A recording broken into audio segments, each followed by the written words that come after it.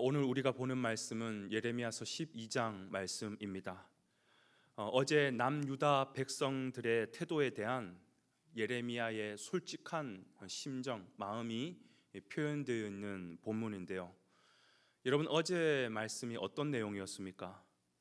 계속해서 이 백성들이 하나님이 죄를 지적해 줄 때마다 핑계대고 도망가고, 그래서 하나님께서 어떻게 하느냐, 명백한 증거죠.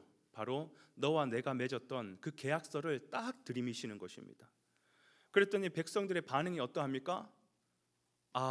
하나님 잘못했습니다, 이래야 되는데 너무나도 뻔뻔하게 그 하나님의 말씀을 맡은 예레미야 선지자를 오히려 죽이려고 하는 것이죠. 사실 지금까지 예레미야 선지자는 하나님의 말씀을 맡아서 대언하더라도 어쩌면 백성들의 입장에 서서 하나님의 말씀을 증거했어요. 왜? 아무래도 같은 동족이고 또 같은 사람이고, 그러니까 팔은 안으로 굽는다고 백성들의 편에 서서 하나님의 말씀을 맡았다라는 거예요. 그래서 오히려 하나님을 달래죠. 하나님, 이 백성들이 무지해서 그렇습니다. 이 백성들이 참 연약해서 그렇습니다. 하나님 용서해 주십시오. 하나님 한 번만 봐주십시오. 그러면서 하나님의 마음을 어쩌면 백성들의 편에 서서 지금까지 대언했을 거예요. 그런데 이렇게 대언했으면 그래, 예레미야 선지자 말이 맞지, 우리가 좀 지나쳤지, 하나님 잘못했습니다, 이렇게 좀 돌아와야 되는데 얼마나 이 뻔뻔한 백성인지 오히려 하나님의 말씀을 맡은 예레미야 선지자를 향하여서 죽이겠다고, 너 다시는 하나님의 말씀 증거하지 말라고 그렇게 엄포를 놓고 있으니 예레미야 선지자가 이걸 봐도 아무리 내가 너를 위하는 마음으로 지금 하나님의 말씀을 전했는데 이건 아니다, 혀를 내두르는 거예요.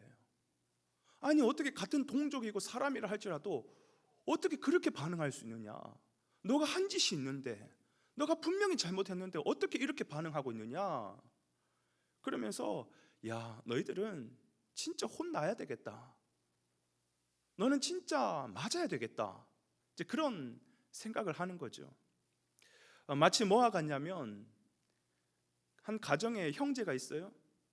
동생이 지금 엄청 큰 잘못을 했어요. 아버지께서 화가 머리 끝까지 났습니다. 너 가만히 내가 두나봐라, 일로 와, 그러면서 화가 났어요, 아버지가. 그때 형이 아버지에게 달려가서 동생 편에 서서 동생의 마음을 가지고, 아버지, 얘가 어려서 그래요, 얘가 뭘 잘 몰라서 그래요, 우리 동생 한 번만 봐주세요, 그러면서 이 형이 아버지의 마음을 달래는 것이지요. 그때 이 형이 동생의 심정을 가지고 동생을 좀 이렇게 편을 들고 또 위한다고 한다면 동생이 어떻게 나와야 됩니까? 그래, 아버지 제가 잘못했어요, 이래 나와야 되는데 오히려 그 말리는 형을 향하여서 더 화를 내는 거예요. 형이 뭔데 지금 끼어드냐고, 형은 빠지라고 막 그러면서 형을 향해서 막 소리를 지르는 거예요. 형이 봤을 때는요, 어이가 없는 거예요. 야, 형이 이 정도 했으면 너가 무릎 꿇고 와야지, 이게 뭐냐고, 아무리 내 동생이지만 이건 아닌 것 같다, 너 좀 혼나야 되겠다. 그런 상황하고 지금 거의 비슷한 겁니다, 지금.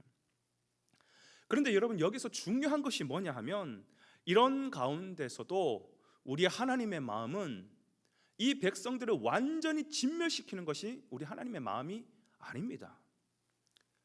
아버지는 그렇게 회초리를 대고 혼내고 나서도 어떻게 합니까? 보통 형을 불러서 그 울고 있는 동생에게 너가 좀 가봐라, 너가 가서 좀 마음 달래줘라. 아버지는요, 울고 있는 이 둘째 아들에 대해 걱정이 마음이 있어요. 완전히 진멸하는 게 아버지의 속마음이 아니라는 것입니다. 예레미야 선지자는 지금 그 아버지의 마음으로 동생과도 같은 이 동족에게 찾아가서 다독이는 거예요. 또 다독이는 거예요.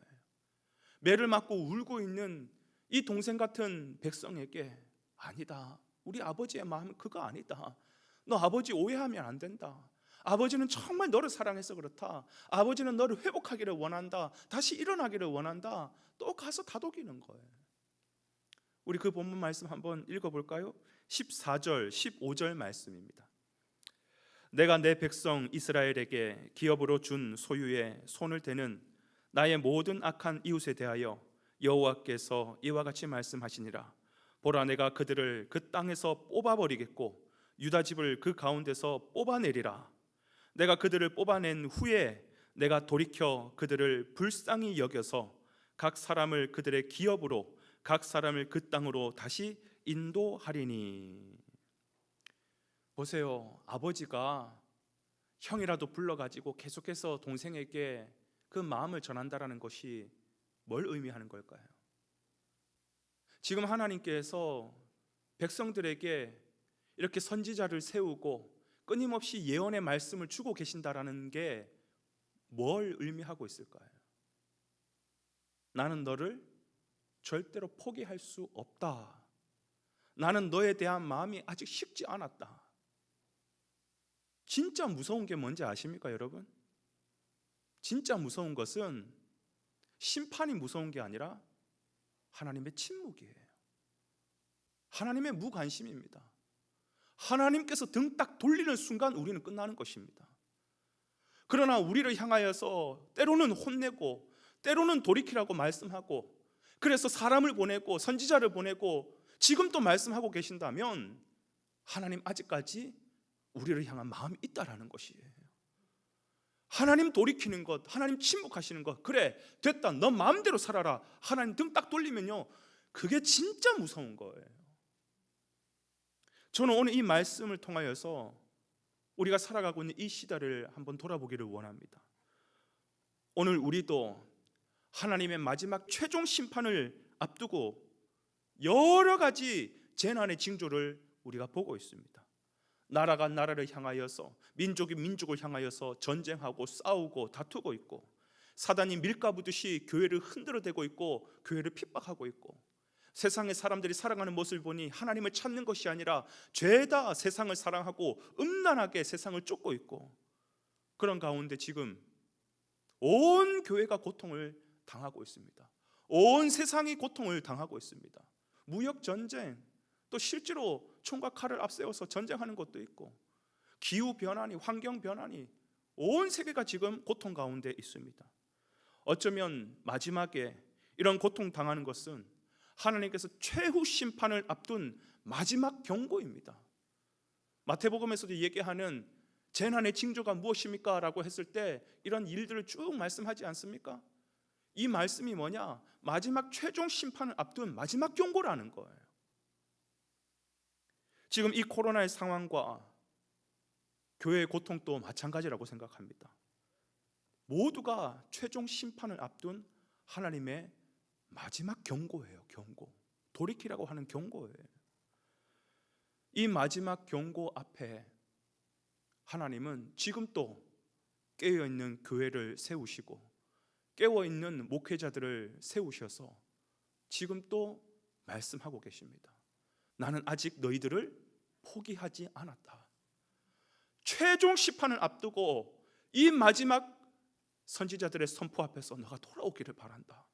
돌아오면 내가 너를 다시 회복할 수 있단다. 돌아오면 나는 너를 다시 구원할 수 있단다. 돌이켜라, 돌이켜라. 마지막 경고의 메시지를 주는 것이지요.